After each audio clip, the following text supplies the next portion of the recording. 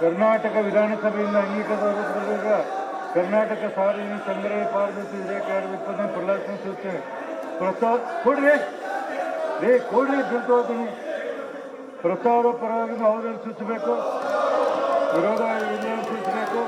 ಪ್ರಸ್ತಾವವನ್ನು ಭಾವಿಸುತ್ತೇನೆ. ಪ್ರಸ್ತಾವ ಅವಧಿಯನ್ನು ಪರವಾಗಿದೆ. ಪ್ರಸ್ತಾವ ಅಂಗೀಕಾರವಾಗಿದೆ. ಈಗ ವಿಧೇಯಕವನ್ನು ಖಂಡಿತ ತೆಗೆದುಕೊಳ್ಳಲಾಗುವುದು. 2 ಮತ್ತು 3ನೇ ಖಂಡು ವಿಧೇಯಕದ ಭಾಗವಾಗಿರಬೇಕು.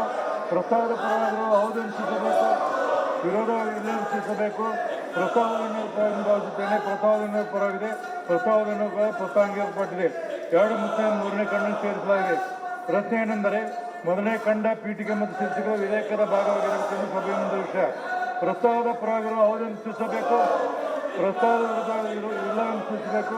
ಪ್ರಸ್ತಾವದ ಪರವಾಗಿದೆ, ಪ್ರಸ್ತಾವದ ಪರವಾಗಿದೆ, ಪ್ರಸ್ತಾವದ ಪರವಾಗಿ 1ನೇ ಖಂಡ ಪೀಠಿಕೆ ಶೀರ್ಷಿಕೆ ವಿಧೇಯಕ ಸೇರಿಸಲ್ಪಟ್ಟಿವೆ. ವಿಧಾನಸಭೆಯಿಂದ ಅಂಗೀಕೃತ ರೂಪದ ಕರ್ನಾಟಕ ಸಾರಿಗೆ ಸಂಘಟನೆ ಪಾರದರ್ಶಿ ವಿಧೇಯಕ ಅಂಗೀಕರಿಸುವುದು. ಪ್ರಸ್ತಾವದ ಪರವಾಗಿ ಅವಧಿಯನ್ನು ಸೂಚಿಸಬೇಕು, ವಿರೋಧವಾಗಿ ಇಲ್ಲ ಸೂಚಿಸಬೇಕು.